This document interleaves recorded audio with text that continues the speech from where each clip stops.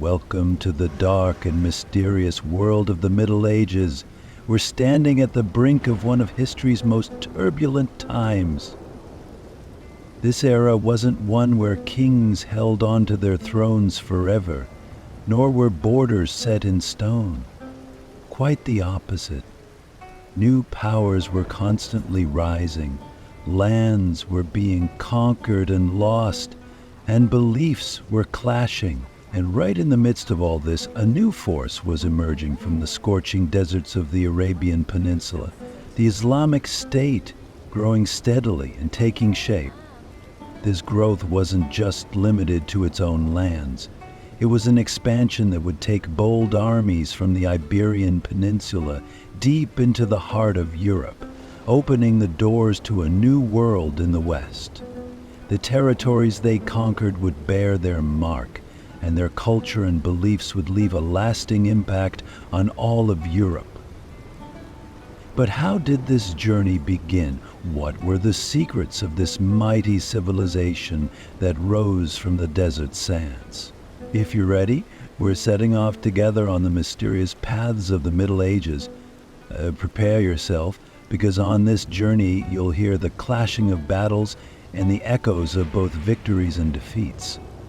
Dear listeners, let me take you back in time to an era of dusty deserts, mystical marketplaces, and caravan trails, where the most powerful waves of history rose.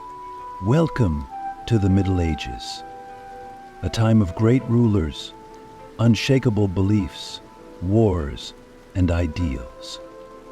But today, the story I'm about to tell isn't just about one country or one hero.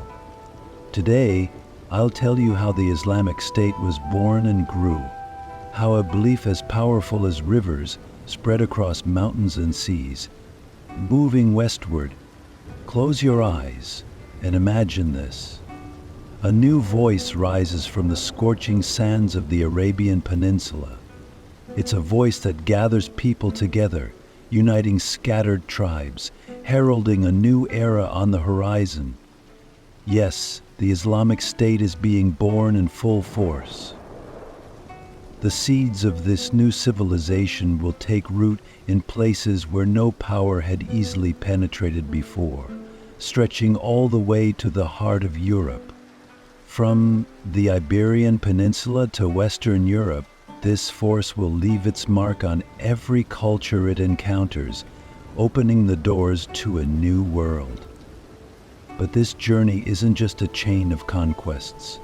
It's also the story of a great faith, brave commanders, and unforgettable battles. What kind of obstacles do you think these bold armies faced as they made their way to dark Europe? Are you ready to witness this fascinating tale filled with victories and defeats, friendships and betrayals? My dear listeners, let me take you to those distant lands where the hot winds of Mecca blow and the desert sands shine like gold. Close your eyes now and imagine Mecca in the 6th century. This city is like an oasis in the middle of the sands, a bustling hub where trade caravans meet, and goods, wealth, and the most precious treasures flow through. The fragrant spices of the south, India's rare gems, Ethiopia's gold, Rome's luxurious fabrics, all pass through the narrow streets and lively markets of Mecca. But Mecca isn't just a trade center. It's also the sacred site for the Arab tribes. Every year, people flock here to visit the Kaaba. Yet, at that time, the Kaaba is filled with idols. Each tribe has placed its own idol here, praying to its own god. The people of this city worship idols they've made with their own hands, holding tightly to the ancient traditions passed down by their ancestors. It is in such a time, in such a society, that a name is born, one that will shine like a star and unite humanity. Muhammad. Muhammad, the son of Abdullah and Amina, is born as an orphan. His mother, Amina, had already lost his father before he was born. When he was still a little child, he lost his mother as well, and his grandfather, Abdul Muttalib, took him in under his wings, later followed by his uncle Abu Talib. Dear listeners, it's these challenging childhood years that shaped Muhammad into the strong, patient, and compassionate leader he would become. From a young age, his honesty, loyalty to his word, and trustworthiness earned him the respect and confidence of those around him. He came to be known as Al-Amin, the trustworthy one. Amid all the commercial wealth and idolatrous traditions in Mecca, something else was growing in the heart of this orphan child. A search, a longing for peace. During his years in trade, he observed the injustices around him, saw people's helplessness before their idols, and witnessed how the poor were forgotten by society. And perhaps in his heart the idea began to grow that it wasn't people who should believe as their gods taught, but rather it was the beliefs that should change people. So, what was in the destiny of this child, this orphan Muhammad? Who could have known that God would deliver a great message to him? Now, my friends, I'd like to ask you, how would this young orphan go on to start a movement of faith that would change all of Mecca? How would that first revelation, the moment that would alter the course of his life, come to him? My dear listeners, now I'm going to take you back to those unforgettable days when a great migration, the rebirth of a people, the planting of seeds for a new homeland, and the foundation of a powerful faith all took place. The pressures in Mecca had become unbearable. For Prophet Muhammad and his devoted followers, Mecca had become a tight cage. Oppression, a torture, and hostility couldn't break the faith in this shining cause, but they were separating the Muslims from their homes and loved ones. A new homeland, a new hope was needed. And so the call came from Medina. Come and live with us, practice your faith freely, they said to Prophet Muhammad. And thus began the blessed migration, known in history as the Hijrah. Prophet Muhammad, along with his loyal companion Abu Bakr, left Mecca under the cover of night. The journey was tough, my friends. In the midst of hot deserts, with Meccan idolaters' swords hanging over them, a distant new homeland awaited them. After days of this difficult walk, Medina's hospitable people and the hope in Prophet Muhammad's face marked the start of a new life. Medina was to become a sanctuary, a state, but not just any state. It would be a state based on justice, peace, and brotherhood, where people came together for their faith. As soon as they arrived in Medina, Prophet Muhammad signed an agreement to bring the people together and ensure peaceful coexistence between the different tribes. This agreement came to be known as the Constitution of Medina. Muslims, Jews, and other religious groups in the city gathered under Prophet Muhammad's leadership. They created a system for shared living, with a focus on security and the rights of every individual. This agreement laid the very foundation of the Islamic State. Believe me, my friends, this agreement was revolutionary for its time. Its goal was to establish peace in society and turn people from enemies into brothers. But of course, the Meccan idolaters did not want this peaceful system to grow. To them, Islam was a threat. This new faith, which opposed the established order and interests of Mecca, needed to be stopped. And finally, near the wells of Badr, history's first great battle took place, the Battle of Badr. Ah, my dear listeners, the number of Muslims was far fewer than the enemy. Their resources were limited, but the faith in their hearts was immense. This battle was the first serious test for the Muslims. On the battlefield of Badr, the Muslims fought heroically for their faith, and they won a great victory. This victory showed that the Muslims not only had strength, but that God's help was with them. They were no longer a small minority.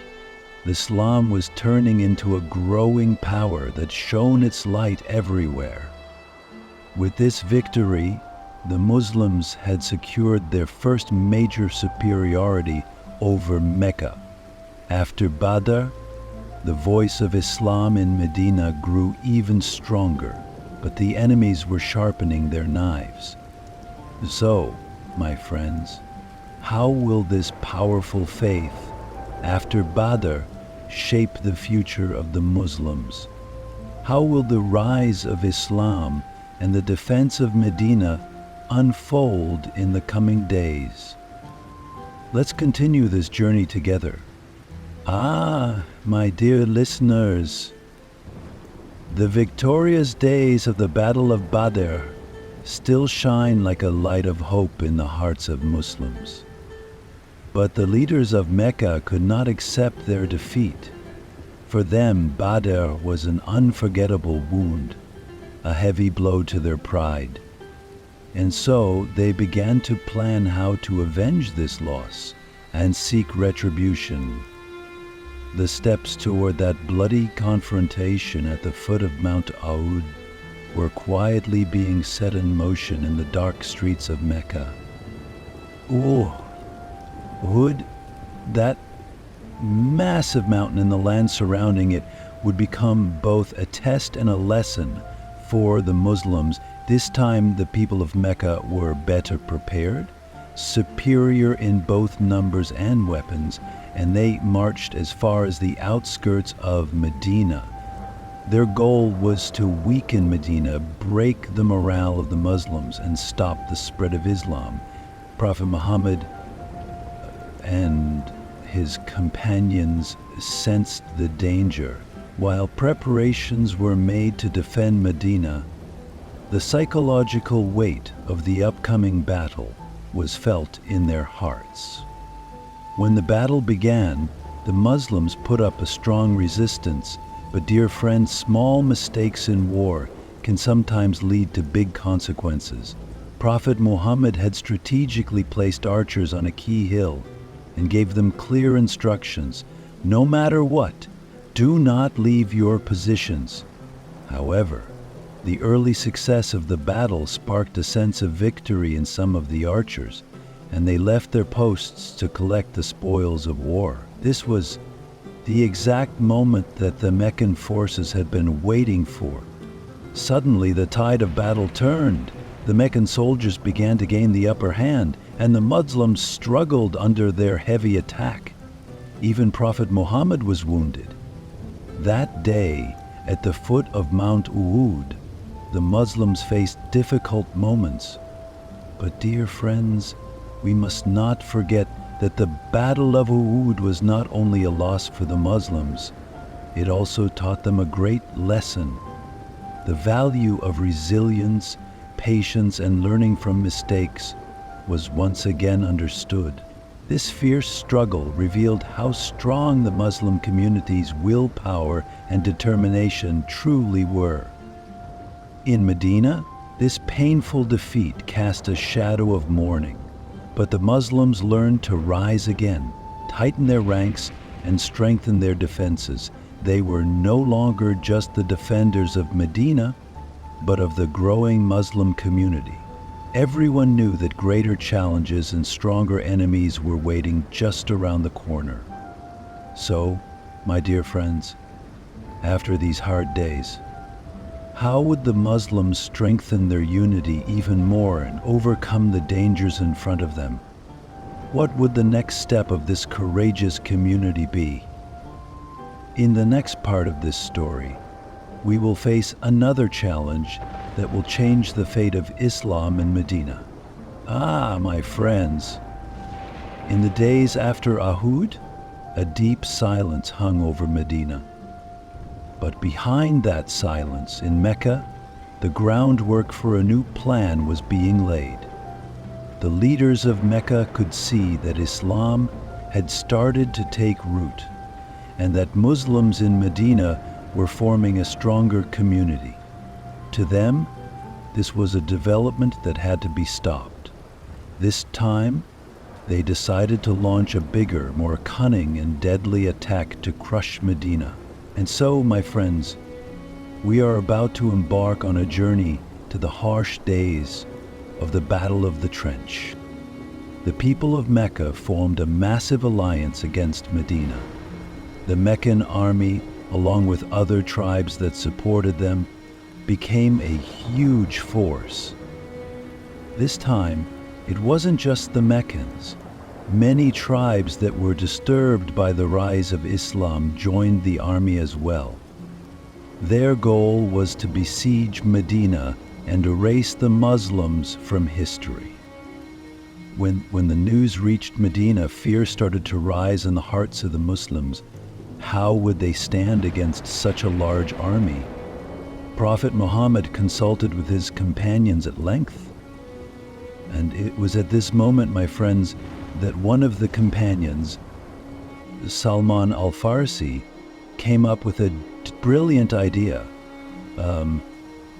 He suggested a defense strategy used in Iran.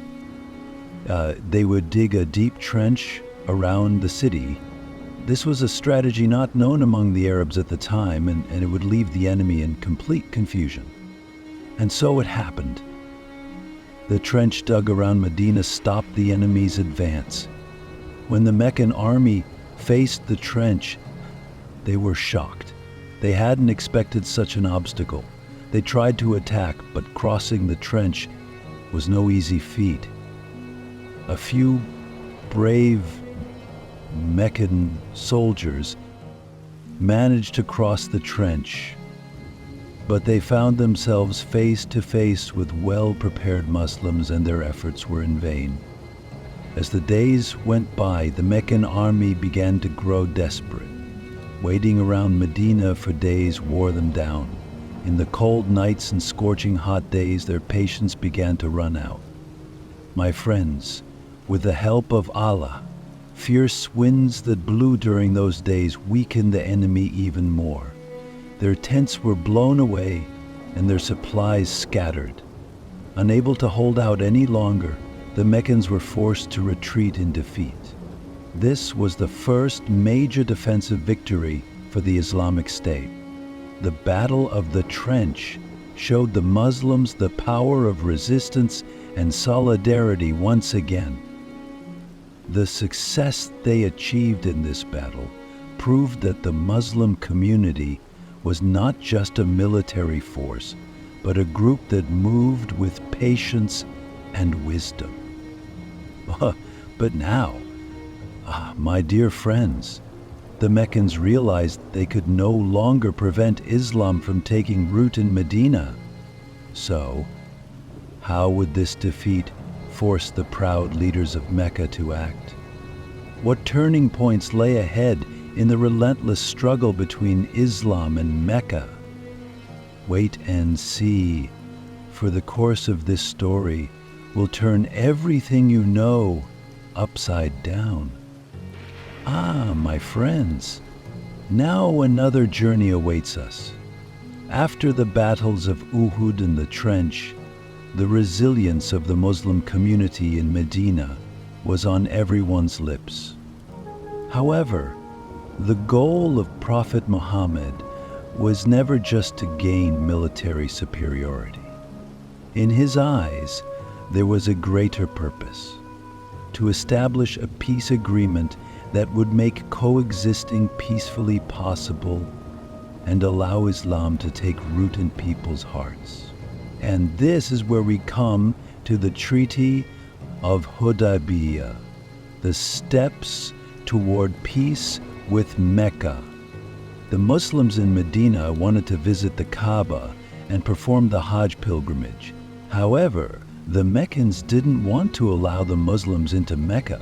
They feared that the Islam community, which had shown strength in Medina, might one day take control of the Kaaba. Prophet Muhammad set out with peaceful intentions, but when he confronted the Meccans, he realized once again the importance of a peaceful agreement. And so, in Hudaybiyah, the first steps toward a treaty between the two sides were taken. At first glance, the terms of the Hudaybiyah Treaty seemed unfavorable to the Muslims. The Meccans stipulated that the Muslims could not enter Mecca that year and could only return to perform Hajj the following year. Also, anyone who fled from Mecca to join the Muslims would be sent back. My friends, these terms caused some discomfort among the Muslims. The provisions that seemed weak on the surface made them deeply reflect.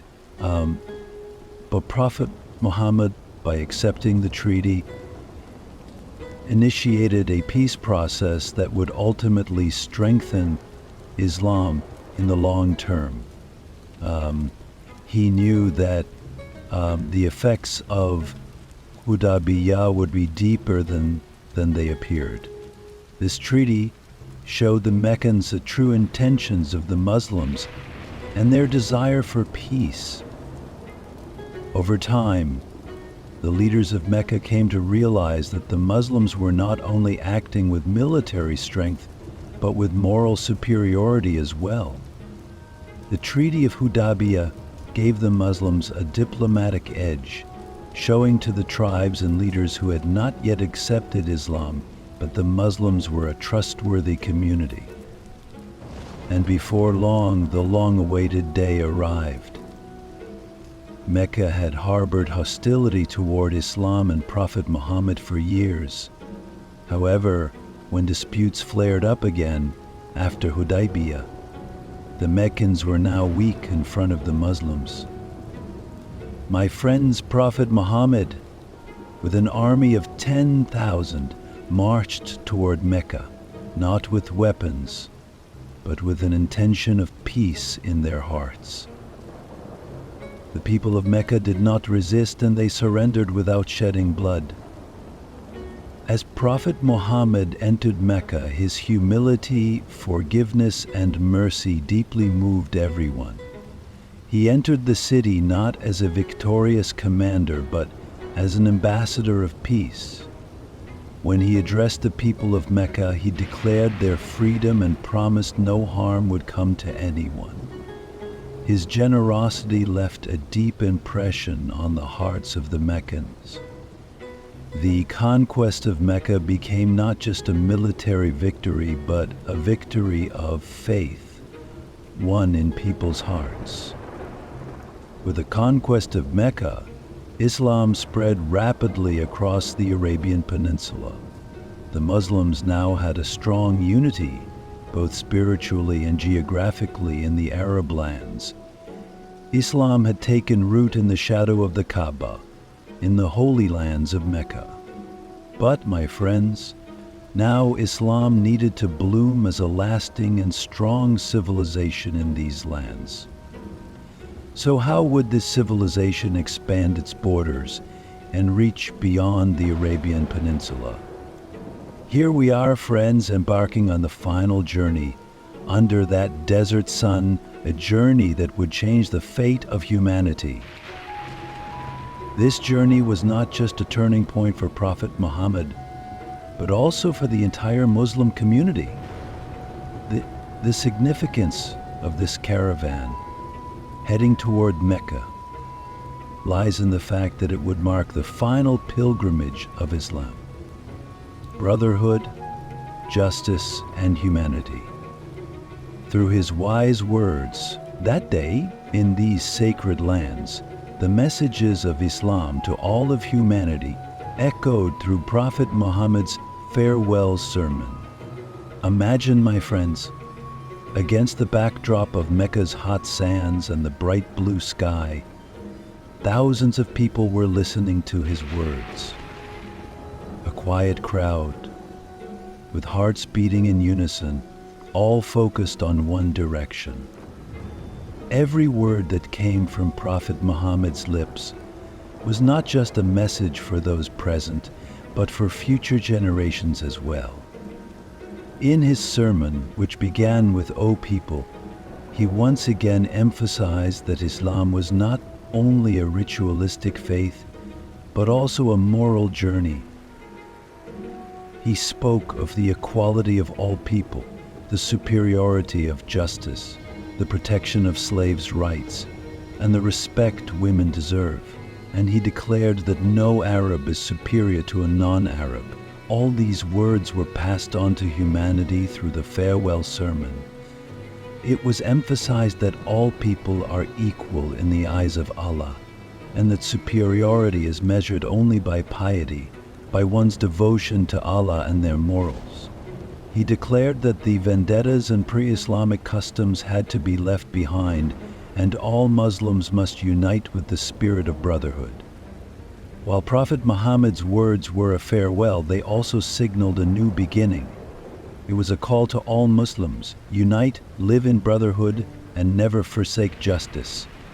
However, my friends, the day the Prophet closed his eyes to this world marked the beginning of a new and challenging era for Muslims.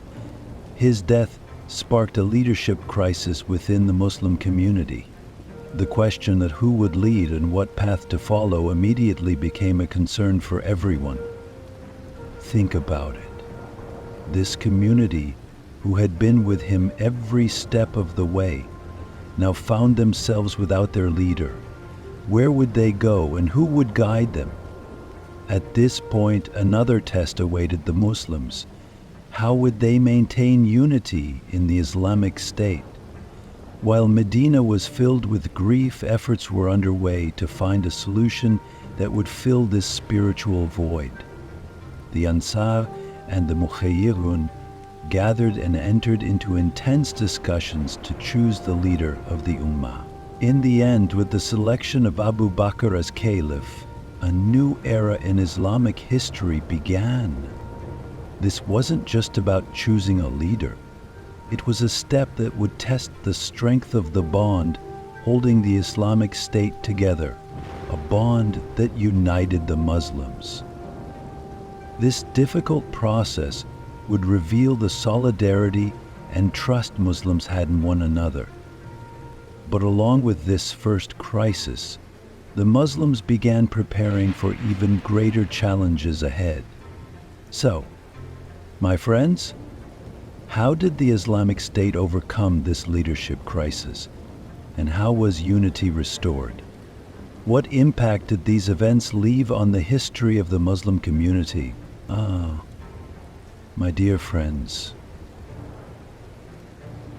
now let's take a look at the years of leadership under Hertz. Abu Bakr, who took charge of the Muslim community with great strength and wisdom. Imagine, after the death of Prophet Muhammad, the community experienced a shock like never before.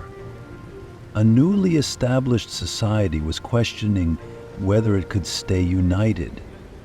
It was at this point that Hertz, Abu Bakr's resolute leadership stepped in. When he was chosen as the first caliph after the Prophet, the weight of responsibility on his shoulders was enormous. Uniting a community as changeable as the desert winds, keeping the Ummah together, that was a task no one else could have handled at that time. Zub de Abu Bakr wasn't just a leader. He was a person who held a deep place in people's hearts. With his wise and compassionate gaze, he was someone everyone trusted. However, my dear friends, with his transition to the Caliphate, the Muslim community faced a new threat. After the Prophet's death, some tribes began to separate from Islam, attempting to establish themselves within a new belief system. These tribes had lost the spirit of unity and were drawn into different pursuits.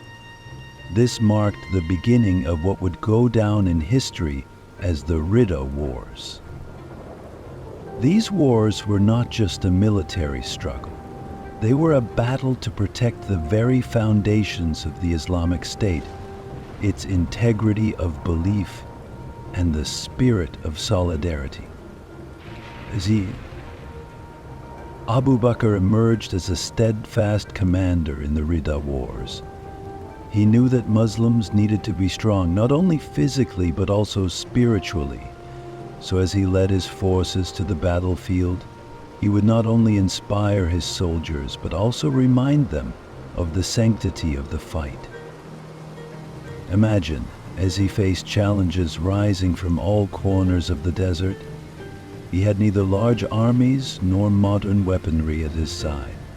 What he did have, however, was his unwavering commitment to the teachings of the Prophet and his faith in the unity of Islam. Thanks to Abu Bakr's resolve, those who had tried to drift away from the Islamic community realized the importance of unity and rallied back to the fold of the Islamic State.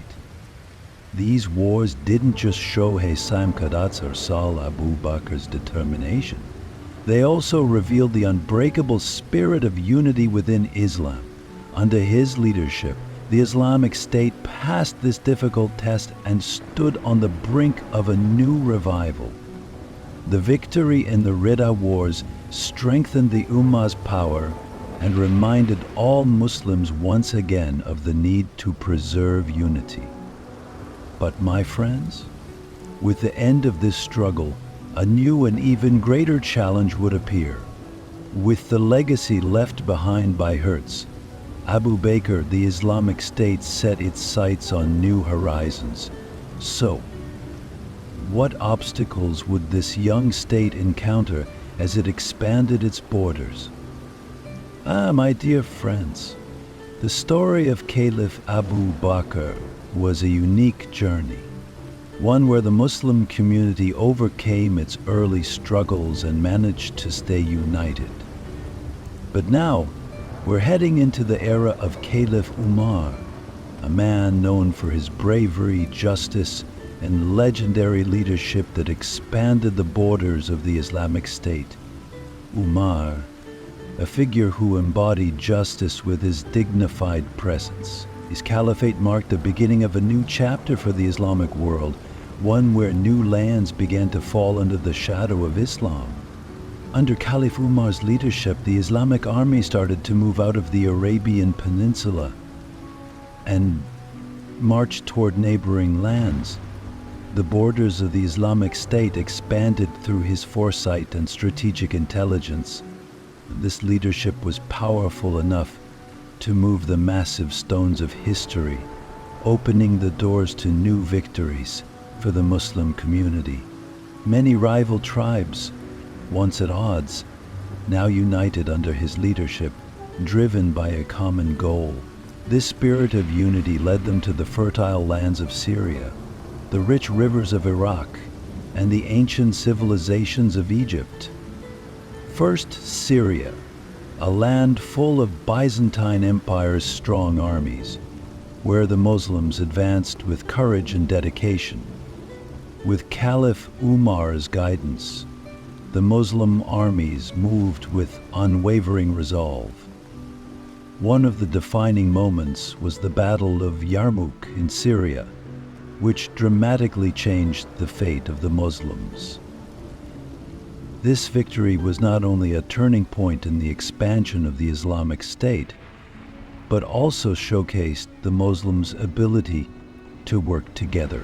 Umar's wise leadership inspired confidence and discipline in his armies, and his words seemed to echo across the battlefield. Next, as we turn our focus to Iraq, we encounter the ancient civilizations of the region. Caliph Umar launched a major campaign to bring the land, blessed with rivers like the Tigris and Euphrates, under Islam's protection. At the Battle of Qadisiyah, the Muslims secured a great victory over the Persian Empire. With this victory, the fertile lands of Iraq became part of the Islamic State. Caliph Umar's approach to these conquests combined a commitment to justice with the desire to win the hearts of the people. That's why, in every conquered territory, a government was established that upheld justice and showed tolerance toward the people. Finally, my friends, we look toward Egypt, where we see Umar's plans for this ancient land. Known for being home to one of the oldest civilizations, Egypt was a place where Caliph Umar's wisdom guided the Muslim forces.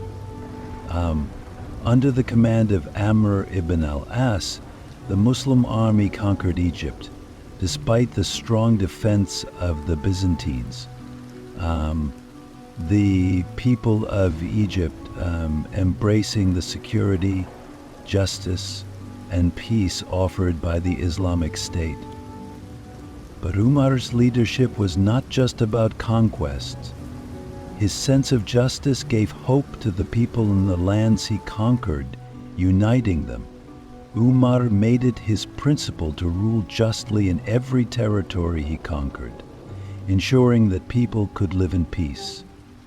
That's why, during his reign, while the Islamic State expanded into what felt like an empire, it also won the hearts of the people. His path not only made the Islamic State a powerful force, but also captured the hearts of the Muslim community. However, my dear friends, as the conquests continued, Caliph Umar faced unexpected challenges. So, how did these difficulties shape his understanding of justice? And in the years to come, which new horizons would the Islamic State sail toward? My dear friends, now I'm about to take you to some of the most intense battlefields in history. During the Caliphate of Umar ibn al-Khattab, the Islamic armies didn't just march into Byzantine lands.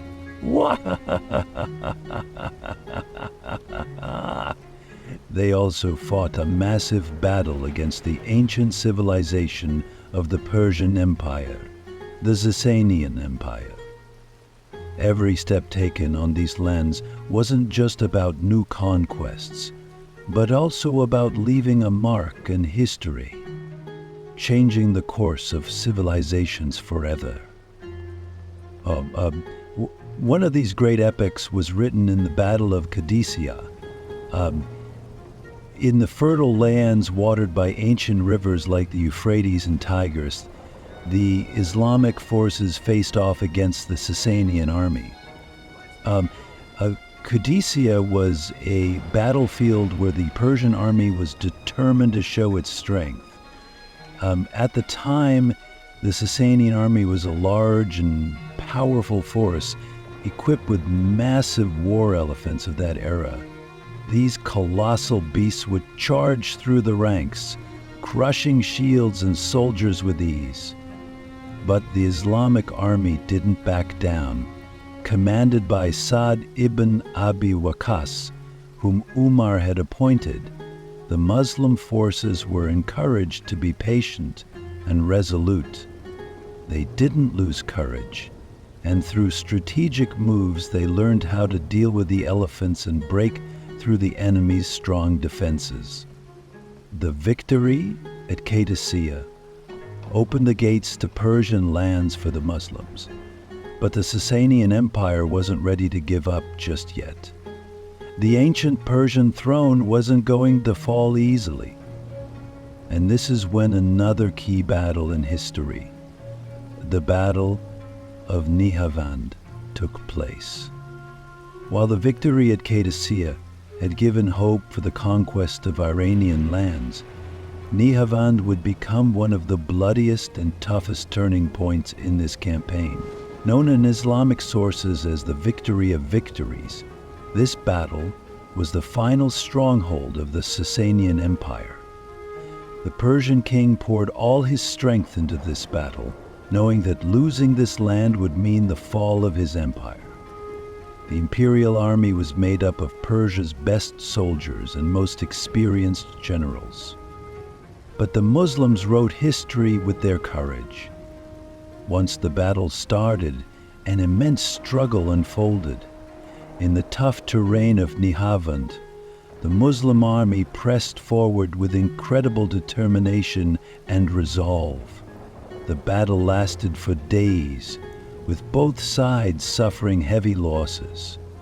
But victory was on the horizon for the Muslims. The great perseverance shown on the battlefield led to their triumph, and the fall of the Sasanian Empire began. Nihavand was not just a military victory.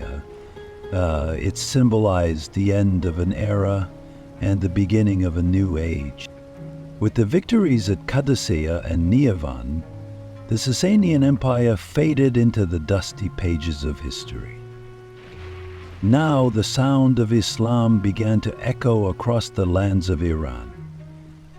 These victories marked the beginning of Islam planting its roots in Iranian soil, starting to build a new civilization on these ancient lands. The magnificent palaces of Persia were now greeting their new rulers, as the Muslims' just rule started to win the hearts of the people. However, my dear friends, with the rise of Islam in these lands came new questions. How would the Muslim dominance in Persian lands continue? How would this new civilization interact with the ancient Persian culture? Now, I have a story for you about how a new order was established on the lands that had been conquered. My dear friends, now let me tell you about one of the most pivotal moments in history, the Battle of Yarmouk. Back in those days, the Muslim armies had pushed right up to the borders of the ancient Byzantine Empire, facing a challenge that would change the course of history. The Battle of Yarmouk was not just a territorial conflict or a mere struggle between armies. It was the turning point for Islam as it rose from the east to make its voice heard in new lands. In this battle, the Muslims, driven by faith and ideals, confronted the mighty Byzantine Empire which had ruled for centuries. In the rugged valleys of Yarmouk, the Muslim army faced an enormous Byzantine force. The Byzantines sent their strongest soldiers and commanders to this battle, determined to preserve their dominance in the eastern Mediterranean. Their army outnumbered the Muslims almost 2-1, and their armor and weaponry were far superior. But the Muslim commander, the skilled and intelligent Khalid ibn al-Walid, instilled his troops with great determination and resolve. Known as the Sword of Allah, Khalid ibn al-Walid reminded his men again and again of the spiritual significance of this victory, bolstering their faith and courage. When the battle began, the Yarmouk valley was filled with dust and chaos. The sun reflected off the Byzantines' shining armor, and the war cries echoed in the sky, sending tremors through both armies. The Muslim forces held their ground, resisting the full might of the Byzantine charge with incredible patience. The Byzantine soldiers, advancing with their massive shields and swords, tightened their ranks as they moved forward. But the Muslims skillfully withdrew and struck back, throwing off their enemy's balance. Each soldier carried not only the weight of their own faith, but also the honor of protecting their freedom. Hours turned into days, and by the end of the battle, the Muslims were beginning to gain the upper hand. Khalid ibn al-Walid demonstrated his military genius by trapping the Byzantine army and pushing them back. By exploiting their weaknesses and changing his tactics, Khalid led his forces to a crushing victory. Eventually, the Byzantine army was forced to retreat, and their influence in the eastern Mediterranean was significantly weakened. As a result of the Battle of Yarmouk, the Muslims had opened the gates to Syria and Palestine. This victory brought them to the very doorstep of the holy city of Jerusalem and the fertile lands of the East. These new territories would now fall under the Muslims' just and tolerant rule. These conquests were not just about territorial expansion. They were a grand invitation to peace and unity for the people. But, my friends, with these victories came an even bigger question. How would the Muslim armies govern these new lands?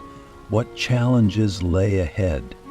Yes, my dear friends, these new gains were just the beginning of an even greater adventure.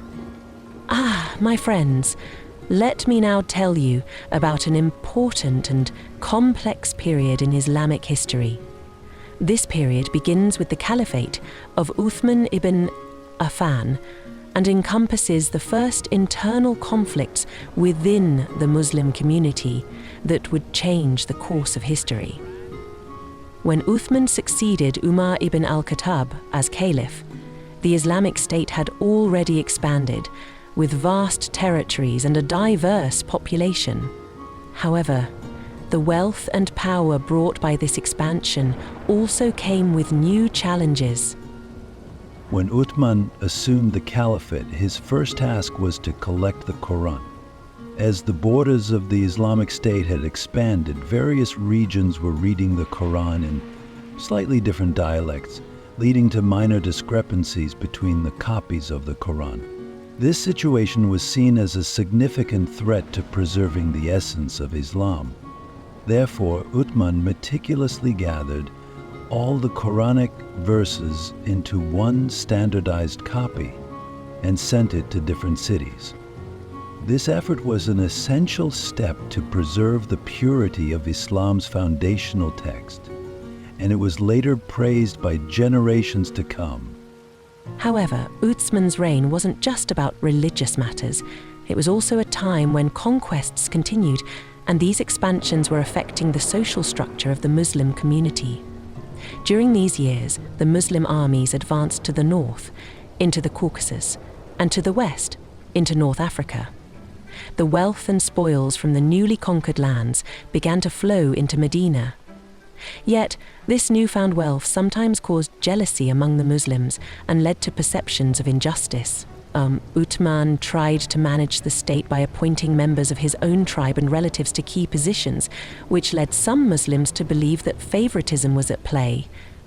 This discontent spread, especially among the people of newly conquered regions. Returning to Medina, we see that the social tensions were growing. In the Islamic State, unity and justice were considered paramount. However, Uthman faced rising opposition and at times even rebellious voices. These voices, particularly from the newly conquered territories, expressed a desire for changes in the governance of the state. In the end, Uthman became the greatest victim of this turmoil, finding himself besieged in his own home. At that time, Medina was filled with Muslims demanding justice and unity. Even though Uthman was under siege, he did not retreat and managed to hold on to the caliphate. However, the siege marked the beginning of events that would leave a deep impact on Islamic history. Uthman's martyrdom left a deep wound in the Muslim community and led to a major division in the governance of the state. Thus, dear friends, the struggle to preserve unity and brotherhood within the Islamic State became much more complicated. After Uthman, a new era began, and the Muslim community reached a crossroads. How would the Muslims restore unity after this great loss? And how would they prevent further internal conflicts? We will look for the answer to this question in our next story. Ah, my dear friends, today I want to tell you about one of the most complex and painful periods in Islamic history, the Caliphate of Ali. This era marked a time when the Muslim community was put through a deep test, and internal strife emerged. Times when brothers turned against brothers. After the death of Uthman, the question of who would become the next caliph arose. A quick solution had to be found to preserve the unity of the state, and most of the people wanted to see Ali, the Prophet's cousin, son-in-law, and loyal companion, as the caliph. In the end, Ali was chosen, but unfortunately, this did not bring peace to the Islamic world. On the contrary, deep divisions emerged in the Muslim community following his election. Ali, carrying the heavy responsibility of the caliphate, worked to establish a just administration and fix the turmoil of Uthman's era, striving to bring unity to the community. However, Uthman's martyrdom had left deep wounds in the hearts of many of the companions and Muslims. Those who demanded punishment for Uthman's killers thought Ali wasn't moving quickly enough to ensure justice and unity, and they became critical of him. Ali, on the other hand, foresaw that punishing those responsible without first restoring peace and stability in the community would lead to even greater chaos. But the disagreements on both sides deepened, making conflict inevitable. And so, my friends, these conflicts eventually led to the Battle of the Camel, the first major civil war. This event was a conflict where a group of Muslims, led by prominent companions like Aisha, Talha, and Zubayr, rose against Ali. The name Camel came from the fact that the battle involved camels. In this battle, brother fought brother, and friends turned against each other. Some fought for justice, others for unity. This deep sorrow left indelible marks on the hearts of the Muslims. By the end of the Battle of the Camel, Ali had emerged victorious, but it was clear that the wounds inflicted upon the Muslim world would not heal easily. But this was just the beginning, my dear friends. After the Battle of the Camel, a new threat arose that would once again test the unity of the Muslim community. This time, Umayyad bin Abi Sufyan, the governor of Syria, rose up against Ali, seeking revenge for Uthman's blood. With his powerful position in Syria, Umayyad had gathered a large army and moved to take the caliphate from Ali. This dispute eventually turned into the Battle of Siffin, where the two great armies faced each other along the banks of the Euphrates River. The Battle of Siffin was a prolonged, bloody, and exhausting struggle. Once again, Muslims found themselves fighting against each other, with swords drawn against fellow believers. After days of fighting, this segregation led to an unexpected development in the Islamic world: the arbitration crisis. The arbitration crisis was the result of an agreement made to end the war, in which both Ali and Muawiyah selected arbitration committees. However, the compromise reached by these committees led to an even greater division within the Muslim community. A group of Muslims, unable to accept Ali's agreement to the arbitration, broke away from him and became known in history as the Khawarij.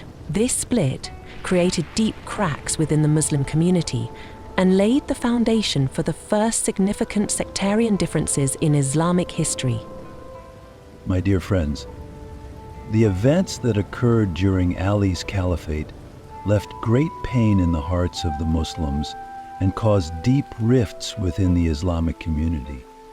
The struggles to preserve Islamic unity and justice left lasting marks on the Muslim world and taught lessons that have not been forgotten throughout history.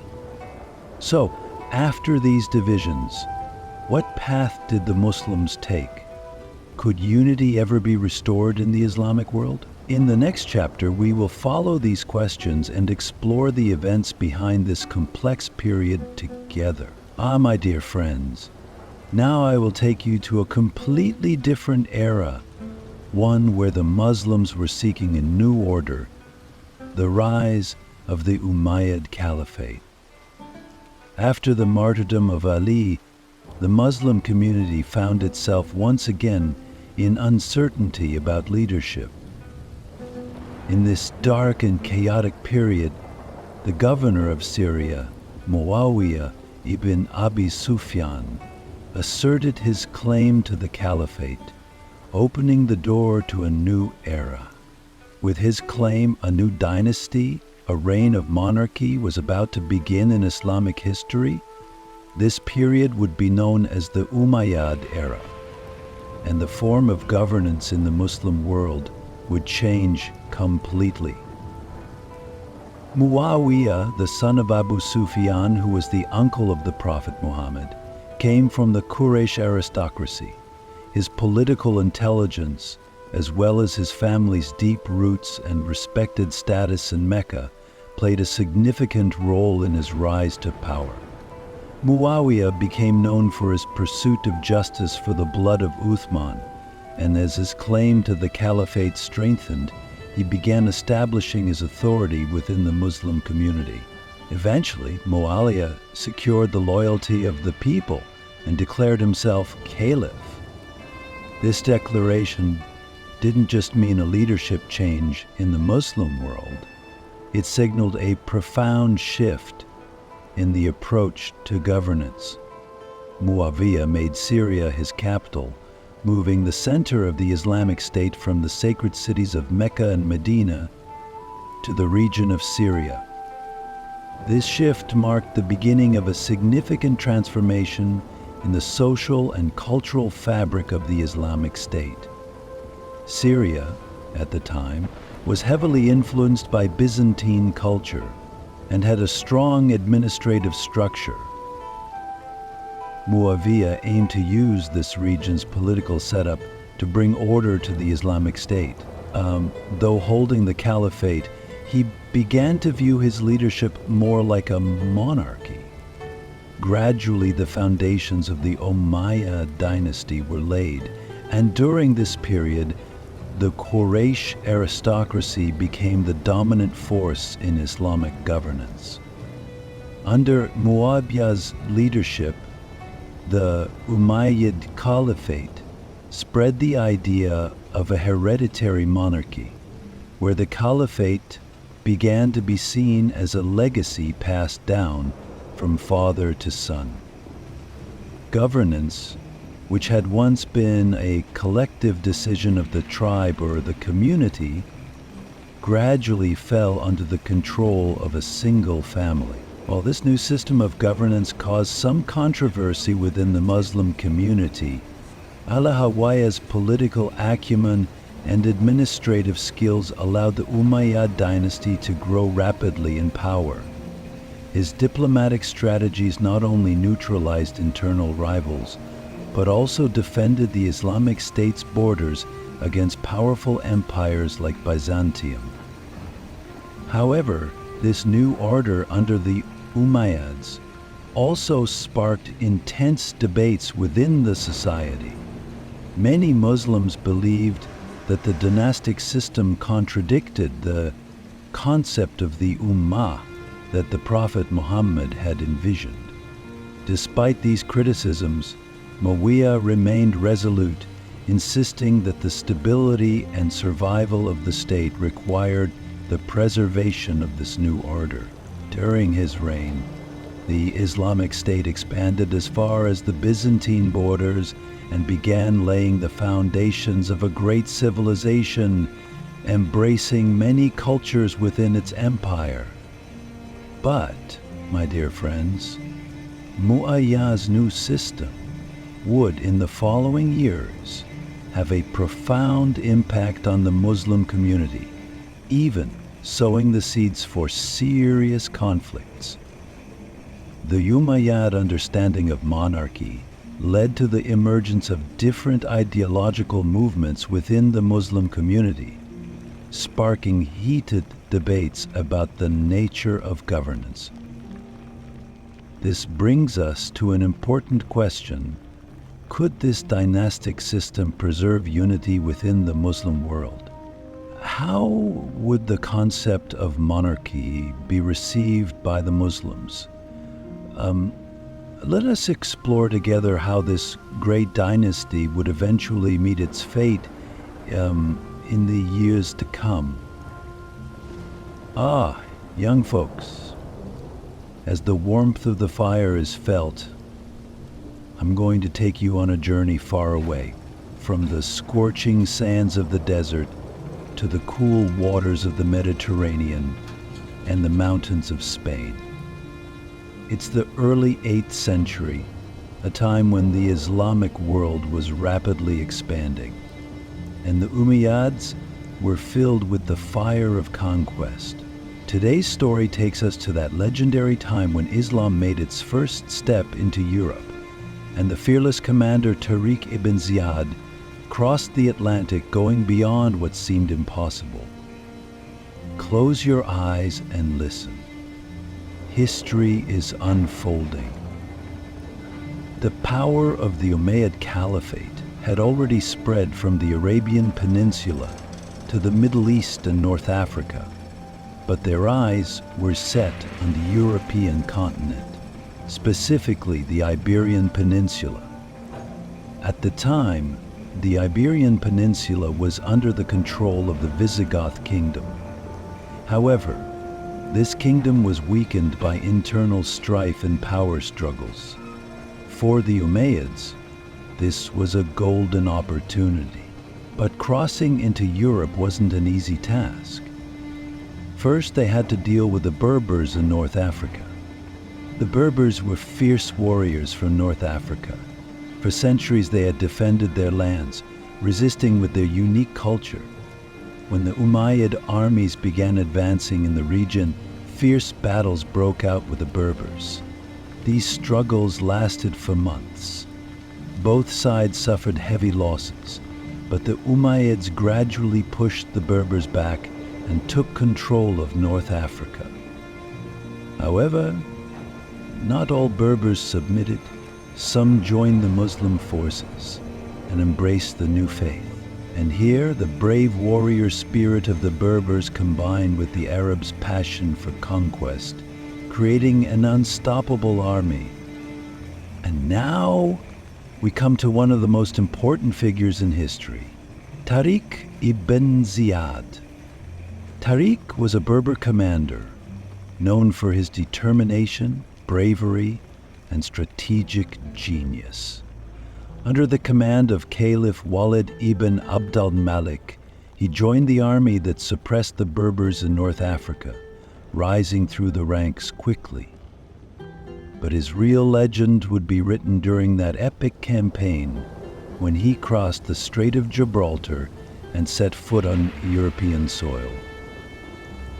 In 711, Tariq ibn Ziyad approached the Strait of Gibraltar with a small fleet and delivered a speech that would go down in history. Turning to his soldiers, he said, "Behind us is the sea. In front of us is the enemy. There is no place to run. It's either victory or martyrdom." These words, full of courage and determination, sparked a fire in his soldiers' hearts. As Tariq reached the shore of the strait, he ordered the ships to be burned. This action made it clear to his troops that there was no turning back. Victory was their only option. Their advance was swift and unexpected, catching the Visigoth army off guard. As Tariq and his army moved deeper into the Iberian Peninsula, they began defeating the Visigoth forces they encountered. At the time, the king of the Visigoth kingdom, Roderick, was a ruler who had seized the throne by force and lost the support of the people. Tariq's Muslim forces scored their first major victory in the Battle of Guadalete. Here, Roderick's army was routed, and the king's fate became uncertain. Some say he died in the battle, others claim he fled. This victory opened the doors of the Iberian Peninsula to Islam. But remember, dear listeners, this conquest was not just a military success. It also became a cultural encounter. The Umayyads pursued a tolerant policy toward different religions and cultures in the lands they conquered. Some of the local people embraced Arab culture and Islam. At the same time, the Umayyads respected the rich history, science, and art of the region, influenced by these new lands. In the years to come, a magnificent civilization known as Al-Andalus would rise under Muslim rule in Spain. But these are stories for another time. Today, we're focusing on this great transition and the first victory. So, dear listeners, after Tariq ibn Ziyad and his army's epic conquests, how did the Umayyads' journey in Europe continue? What did Islamic civilization achieve as it took root in the Iberian Peninsula? All of this and more will be waiting for you in our next story. Are you ready? In the next chapter, we'll dive into the rise of Al-Andalus and the new cultural interactions born in Europe. Listen now, my young friends. With the warmth of the fire, I will take you to one of history's turning points where the worlds of Islam and Christianity first came face to face.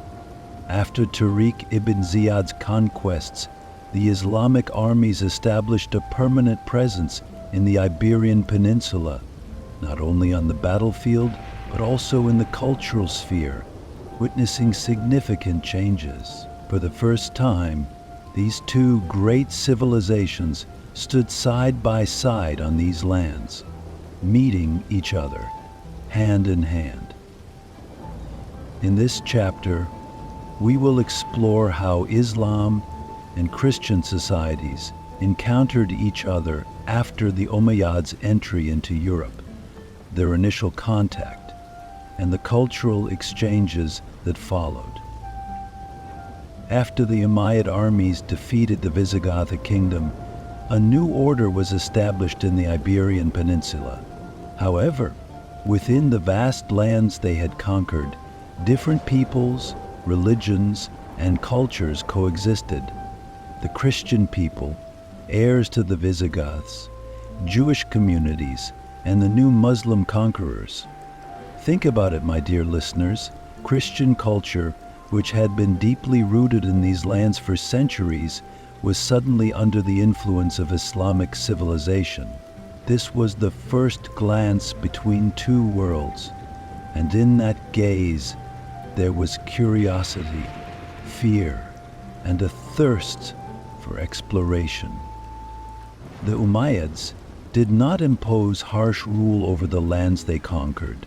On the contrary, they respected the local people's religion and way of life. This policy of tolerance laid the foundation for a peaceful relationship between the Muslim rulers and the local Christian and Jewish communities. Of course, this wasn't always easy. In the beginning, there were conflicts and tensions between Muslims and Christians. But over time, mutual interests, trade, and cooperation in science began to build bridges between the two societies. Muslim traders from North Africa and local Christians in the Iberian Peninsula frequently crossed paths along trade routes. This trade didn't just involve goods, but also the exchange of knowledge. Christians in the West began to be influenced by the spices, fabrics, and especially the fascination with science from the East. In Al-Andalus, under Umayyad rule, science, philosophy, and art flourished, and Christian scholars marveled at the advancements. Don't be surprised, my dear listeners, while the rest of Europe was in the Dark Ages, Al-Andalus became a beacon of light. Think about it. Muslims, Christians, and Jews worked side by side, blending science and art. Representatives of two rival religions sometimes sat around the same table, sharing knowledge. Let me give you an example. The capital of Al-Andalus, Cordoba, became one of the largest and most developed cities in Europe at the time. The city's vast libraries were filled with medical, astronomical, and mathematical works written by Muslims. Christian students would come to these libraries to learn and translate Islamic scholars' works into Latin. Let me give you an example.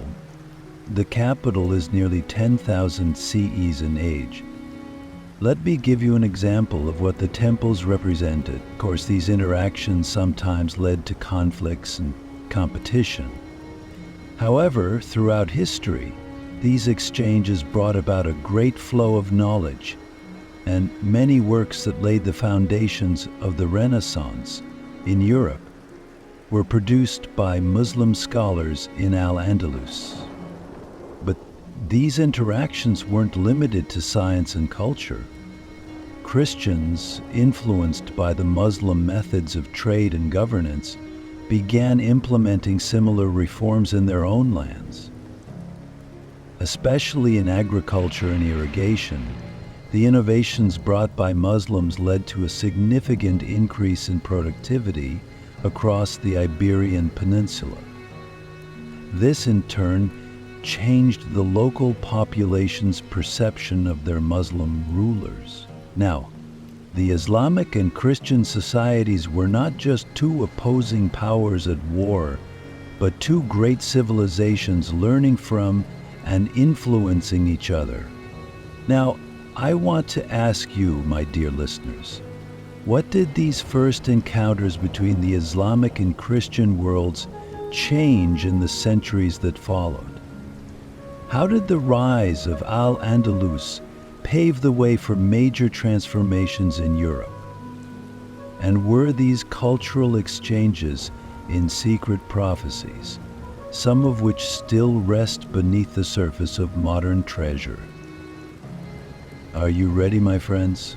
In the upcoming chapters, we will explore the rise of Al-Andalus to its peak and the major transformations it triggered in the Western world. Close your eyes and get ready, because the winds of history are about to take us on a journey. Here we are at the end of yet another journey, my dear friends. Together, we've rowed across the vast sea of history, weathered storms, and witnessed the rise and fall of great empires. Every battle, every treaty, every cultural exchange whispered the secrets of the past. All these stories may seem like mere history lessons, or perhaps just tales in your ears. But know this: every event, every story was a cornerstone that shaped our world today. And that's why listening to history is like hearing the quiet advice of a wise elder. In every detail, every word, there's a lesson, a hidden meaning. From the first conquests to the fall of great empires, we've traveled this journey from the barren lands of the Arabian Peninsula to the lush valleys of Andalusia, from the fortresses of the Visigoths to the libraries of Islamic scholars. Through centuries of struggles, changes, and developments, Christians and Muslims fought on the battlefields, but also came together in science, art, and trade. Andalusia, with its light, illuminated the dark corners of Europe, and the seeds of knowledge that sprouted there laid the foundation for the Renaissance. This great adventure began with Tariq ibn Ziyad's landing on the Iberian Peninsula, which paved the way for Islamic civilization to take root and spread across European lands. But this interaction didn't stop at conquests. It left behind a cultural legacy engraved in our minds. Think about it.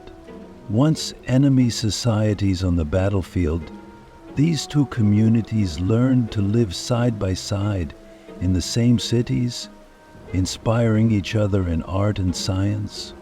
In the golden days of Andalusia, in the streets of Cordoba, Jewish scholars, Christian priests, and Muslim scholars walked side by side, chasing knowledge in the libraries. But, my friends, history doesn't always move peacefully. The shining star of Andalusia began to fade.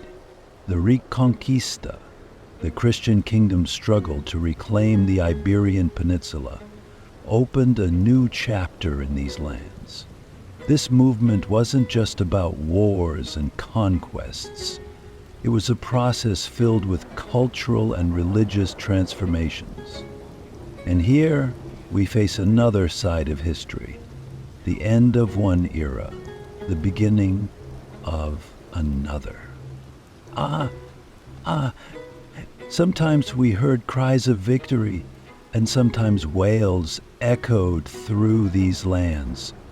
Beneath every stone was a story, and in the shade of every tree was a secret. From the glorious conquest of the Umayyads to the fall of Andalusia, in this epic, people's dreams, fears, and hopes stood side by side. Its history is a mirror reflecting humanity's deepest desires, greatest mistakes, and brightest successes. Today we sit here, around this fire, watching the glowing sparks in the ashes of history. So, my friends, take a moment to think. What kind of future was shaped by the legacy of this unique interaction between the Islamic and Christian worlds? After the fall of Andalusia, what massive changes unfolded in Europe? How did the awakening of Christian Europe become a challenge to the Muslim East? Perhaps in the next chapter we'll discover the real secrets hidden behind these great confrontations. Are you ready? Now, listen to the crackling of the fire and prepare to set sail toward the next great adventure.